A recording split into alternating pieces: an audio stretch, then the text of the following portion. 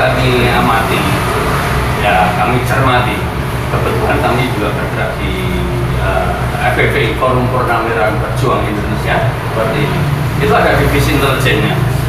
Jadi kami juga mengumpulkan informasi maupun data-data itu. Dan kita kita viralkan.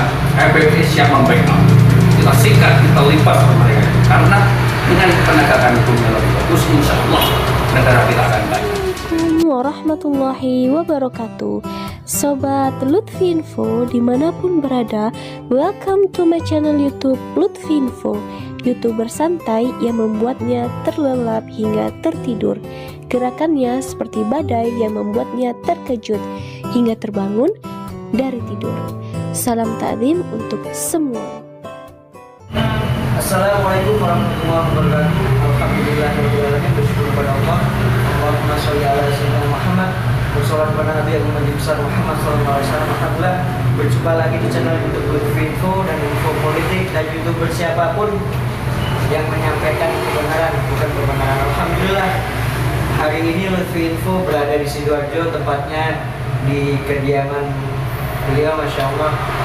Pertama kali ini kita silaturahim kepada beliau, yang dimana beliau salah satu pensiunan purnawirawan TNI, yaitu Angkatan Laut, dengan Bapak siapa? Kolonel Purnawirawan Rahmat Suharsi. Biasa. Alhamdulillah. Ini kita menyambung silaturahim. Jadi antara YouTuber, khususnya kita sebagai media online, media mainstream, bersilaturahim untuk kepentingan masyarakat pada umumnya, keseluruhannya, tanpa kita memandang ras, suku, agama, dan lain sebagainya. Jadi ini akan video singkat. Lutfi akan bertanya terkait bagaimana mungkin untuk membangkitkan atau menyemangati para pejuang-pejuang, khususnya yang berani menyampaikan kebenaran yang ada di media tanpa ada takutnya dengan pasal ITE atau undang-undang pasal-pasal yang ada itu lah, khususnya untuk membela masyarakat dalam mencari keadilan dan kebenaran untuk bangsa ini. Bagaimana Pak? Baik.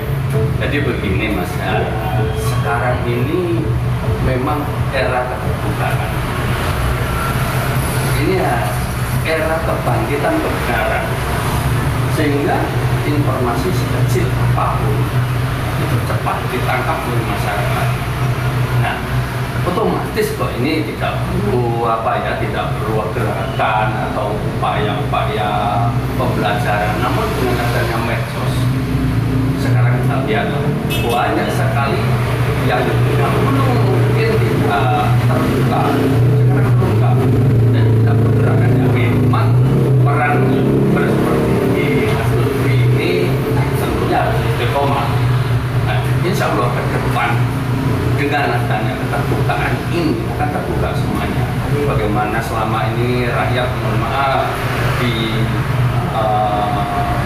framing sesuatu yang salah. Contoh, misalnya yang mencuri triliunan ditutup-tutupi. Nah, betul kan? Betul. Tapi kadang-kadang malah ulama atau tokoh agama yang lain yang benar malah diradikalkan. Tapi masyarakat tidak melihat gitu. Jadi kami kira tidak perlu ada gerakan, yaitu hampir semua orang zaman keterbukaan. Kira-kira itu.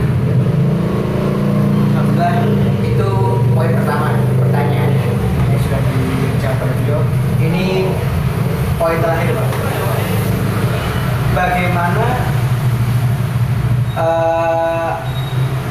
tanggapan jenengan pribadi terkait adanya mungkin oknum yang membuat seharusnya itu benar sesuai hukum, khususnya terkait mungkin yang Lutfi alami Pak ya pribadi terkait persoalan tanah atau adanya mungkin double sertifikat dan lain sebagainya yang tidak ada keterbukaan lah. Mungkin yang dikedepankan adalah sesuatu yang mungkin lebih wah gitu lah yang didapatkan gitu maksudnya, entah berupa materi atau jabatan dan lain sebagainya. Jadi tanggapan panjenengan bagaimana Pak untuk terkait keadilan untuk masyarakat yang dimana mungkin bisa dikatakan sulit untuk mencari keadilan. Kadang datang ke sini kok tiba-tiba melapor SP3. Kok datang ke sini ya ada oknum yang mendampingi, entah siapapun lah itu yang mendampingi, tiba-tiba ada yang jalan dua kaki dan sebagainya. Itu bagaimana tanggapannya Pak? Begini, kalau kami amati, ya kami cermati, kebetulan kami juga bergerak di FPPI Forum Purnawirawan Berjuang Indonesia seperti ini. Itu ada divisi intelijennya. Jadi kami juga mengumpulkan informasi maupun data-data intelijen. Nah, bagaimana yang terjadi seperti Mas sampaikan tadi, bagaimana sulitnya mencari keadilan. Nah, itu by design oleh mafia. Nah, jadi harapan saya sampaikan ini jangan sampai di antara kita itu berkelahi, saling menyalahkan, saling menghujat. Nah, tapi mohon maaf semuanya, saya sampaikan waktu saya masih dinas membuat video itu, saya katakan ya itu aparat yang membackingi mafia atau aparat yang mohon maaf itu sebenarnya nggak seharusnya, tapi untuk menimbulkan deterrent effect itu diperlukan untuk saat itu. Namun ke depan ini mari kita menyampaikan dengan full, ya. Misalnya kami menguras ke Kapolri juga bagaimana undang-undang perbankan misalnya, undang-undang perbankan itu betapa sulitnya diterapkan untuk menangani kasus-kasus yang kita perbankan. Juga masalah tanah.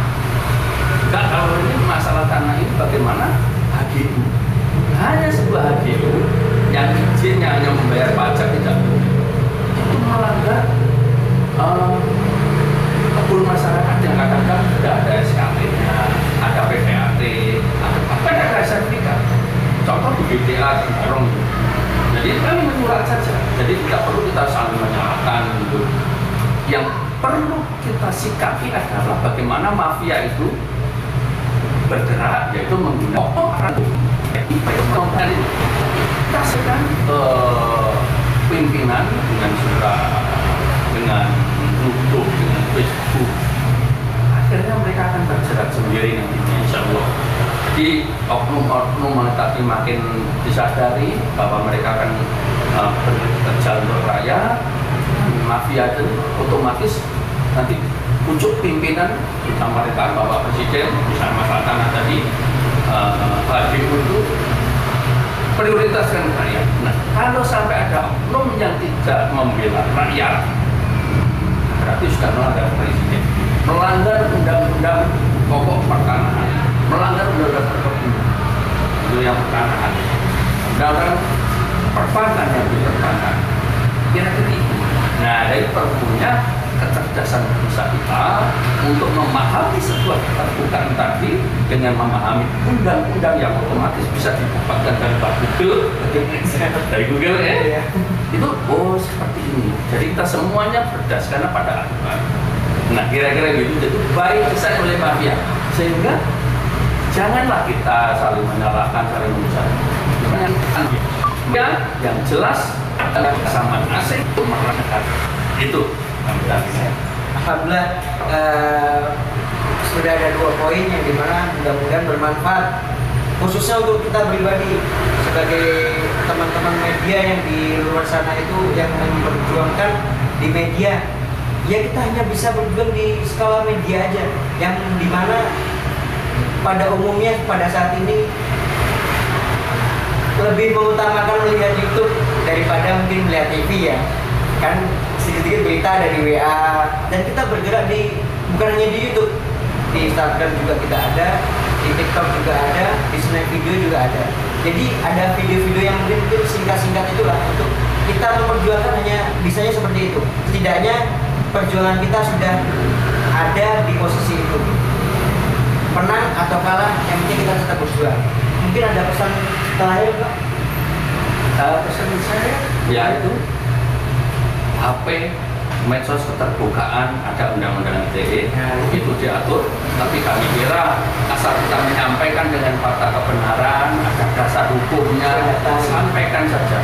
Jadi misalnya aturannya itu sudah banyak konten-konten kreator yang misalnya mohon maaf mengejar para polisi yang pungli di jalan, terus mengejar para mafia ini. Kami harapkan Anda juga mengejar para mafia, kita viralkan, MPP siap membackup, kita sikat, kita lipas mereka. Karena dengan penegakan hukum yang lebih bagus, insya Allah negara kita akan kaya. Kira-kira itu Mas. Alhamdulillah. Terima kasih Pak waktunya atas kunjungannya Lutfi ini pribadi ke sini ke silaturahmi ke tempat ini kan sudah terima, masya Allah luar biasa. Kurang lebihnya Al-Fatih minta maaf karena kita tidak luput daripada kesalahan. Yang penting kebenaran adalah milik Allah.